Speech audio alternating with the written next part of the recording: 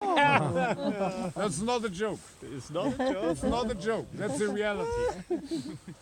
In Russia, where they come from originally, Alaska.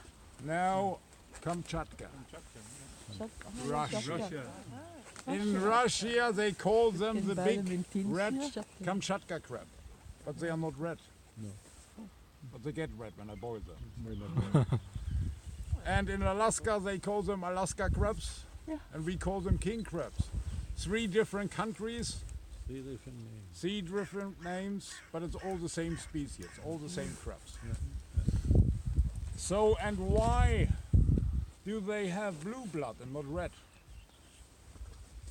It's cold. No. Very simple. We humans have red blood while we have iron in the blood for transport the oxygen. They have copper in the blood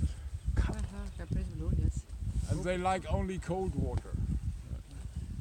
And why they are here on the other side of the continent?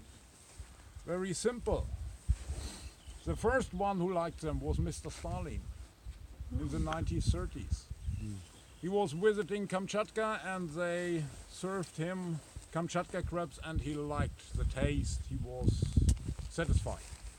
And he asked his scientists, can we bring them closer to Moscow? While from Moscow to Kamchatka, 10,000 kilometers for a weekend trip for eat something special, now it's too long distance. So, and he asked his scientists, can we bring them closer to Moscow? And the scientists say, yes, maybe. We don't have so many knowledge about these crabs, but we know they like only cold water. The only area it could happen may be Murmansk, the only ice-free harbor in European Russia. And they tried it 1930. They brought several thousand each with a railroad, with a Trans-Siberian to Moscow, but in Moscow already was all dead. That was the problem. And they stopped this program. Not possible, we don't have the knowledge, that's it. In the 1960s, Mr. Khrushchev has the same problem. Really nice food, but too long to go. But 30 years later, in the 1960s, was the knowledge about these crabs a little bit bigger. So they started a new program. Started in 1960, and the scientists made at first big tanks, put seawater inside, oxygen and food, fish. Brought them with a railroad to Moscow and all was alive. And with helicopters to Murmansk and released them in the fjord. The first delivering was 1962. They need 2 years to build these tanks and find out how they can survive. So, and this program ends 1970. 8 years. They delivered every year some males, females, only eggs, and put all in the fjord. But they couldn't see them underwater.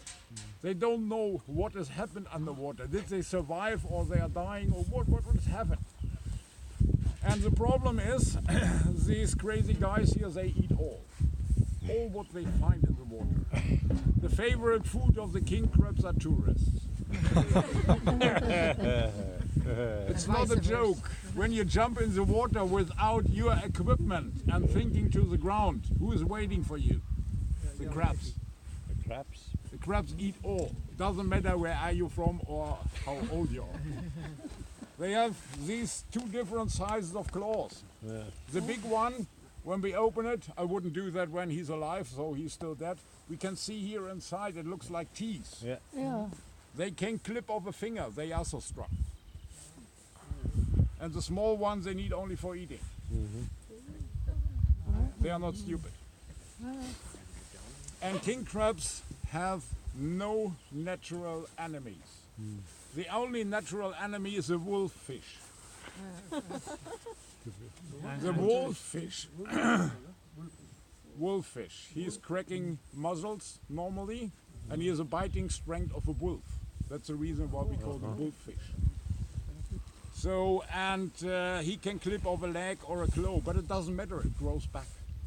After 1 year is a full-size leg or a full-size claw replaced. When they have a hole in the shelter, after 1 year it's tight. They repair themselves. They do the same like crocodiles do. Incredible enough.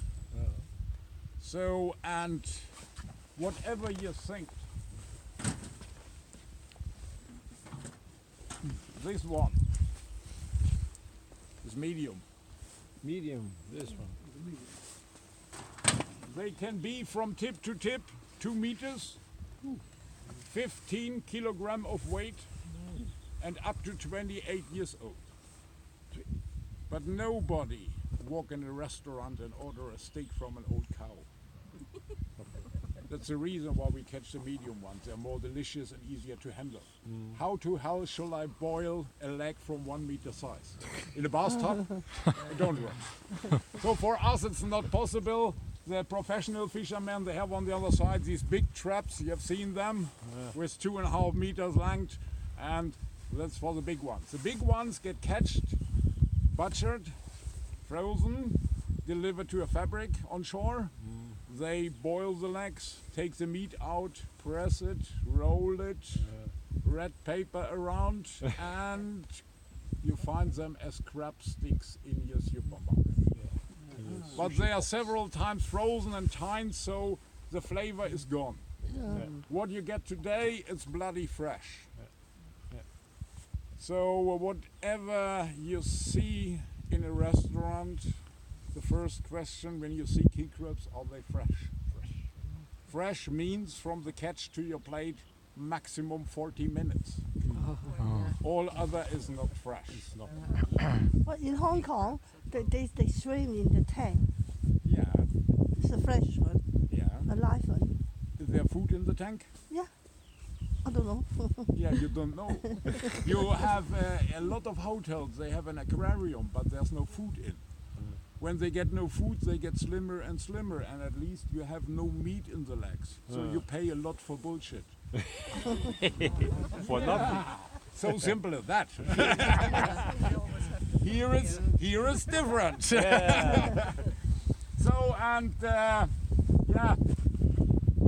when the Russian brought them 1960 to the 70s to Murmansk, of course it was here a little bit a problem. Our fishermen was crying. How can we survive? They eat all the fish eggs, all what they find.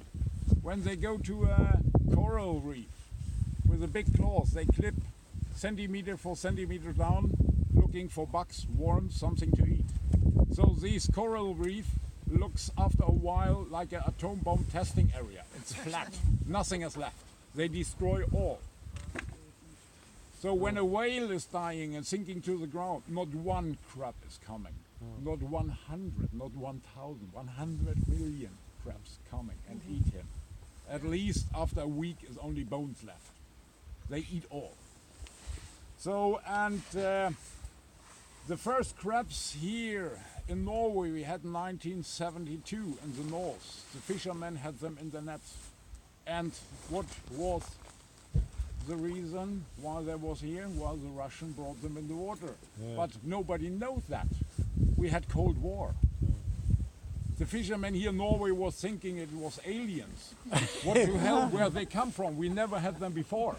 Where do they come from?